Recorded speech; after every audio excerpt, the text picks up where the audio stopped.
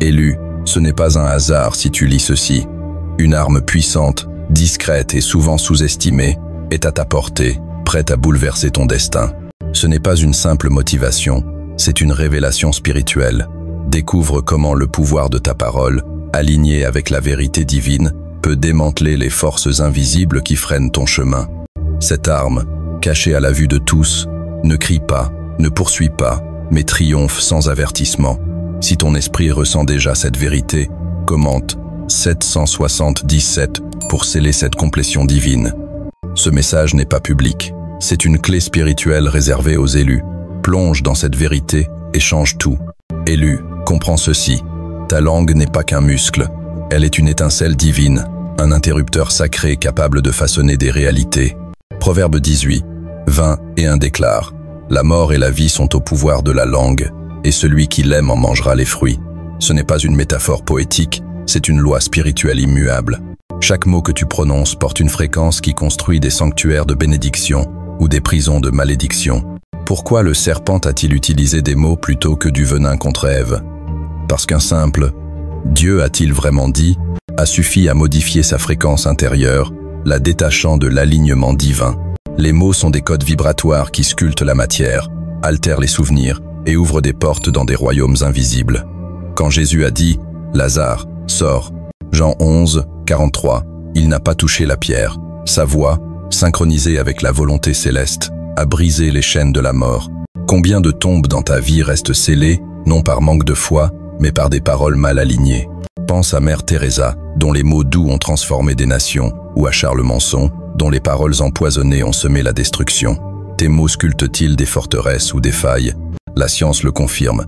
La cimatique montre comment les fréquences sonores façonnent la matière, que construisent tes paroles dans l'invisible. Ton silence n'est pas une faiblesse, c'est une arme. Jésus, face à Pilate, a choisi le silence. Matthieu 27, 12-14, non par défaite, mais par une maîtrise divine.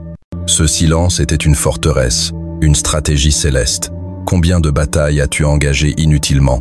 Le silence, guidé par l'esprit, est une force prophétique qui préserve ton onction. Pense à Sarah, une consultante financière à Sydney, accusée à tort.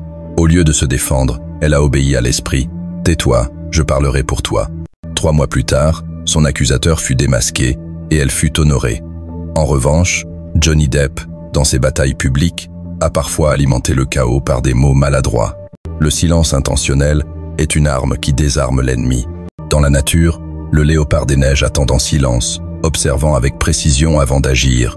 Ton silence, choisi avec discernement, amplifie la puissance de tes paroles futures. Comme le dit Proverbe 17, 27-28, celui qui retient ses paroles montre de la connaissance, et celui qui garde son sang-froid est un homme intelligent. Ta langue est un gouvernail, Jacques 3, 4-5, dirigeant la trajectoire de ta vie. Chaque mot est un document légal dans les tribunaux célestes, Matthieu 12, 36-37. Voici 6 étapes pour transformer tes paroles en instruments divins. Médite la parole de Dieu quotidiennement, Psaume 19, 14. Sature ton esprit de vérité pour que tes paroles reflètent le ciel. Prie pour la sagesse et le discernement, Jacques 1, 5. Pause avant de parler, demandant si tes mots viennent de l'orgueil ou de la révélation. Exerce l'autodiscipline, Proverbe 13, 3.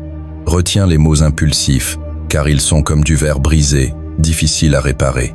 Parle pour édifier et guérir, Éphésiens 4, 29. Tes mots sont des briques construisant des cathédrales intérieures chez les autres. Entoure-toi de voix édifiantes, 1 Corinthiens 15, 33. Les voix autour de toi façonnent ton écho intérieur. Repens-toi de tes paroles chaque jour, Proverbe 18, 20 et 1. Analyse ton discours pour aligner tes mots avec la vérité divine. David, face à Goliath, n'a pas attendu la victoire pour la déclarer, 1 Samuel 17, 46. Ces mots ont libéré une force prophétique avant même que la pierre ne vole. Ta confession ne décrit pas la réalité, elle la réécrit. Jésus a dit, si quelqu'un dit à cette montagne, ôte-toi de là et jette-toi dans la mer, et s'il ne doute pas dans son cœur, cela se fera. Marc 11, 23. Tes mots, alignés avec la foi, l'île, déplacent les montagnes. Pense à Alatea, une chanteuse de louanges à Toronto, qui s'est libérée de ses blessures en proclamant les promesses de Dieu. Ces mots ont ravivé sa créativité et son appel. En revanche, des paroles de peur ou de doute, comme celles de Moïse, Exode 4, 10, peuvent retarder ton destin. Que proclames-tu?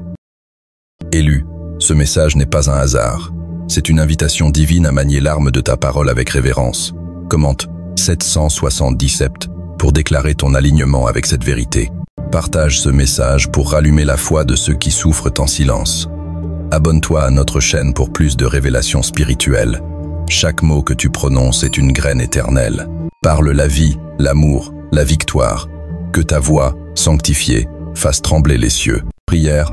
Père céleste, nous te remercions pour le pouvoir de la parole. Purifie nos langues, aligne nos mots avec ta vérité. Que nos voix soient des flammes de vie, brisant les chaînes et restaurant les âmes. Donne-nous la discipline du silence sacré et la puissance de la parole prophétique. Que chaque Amen soit une proclamation de foi.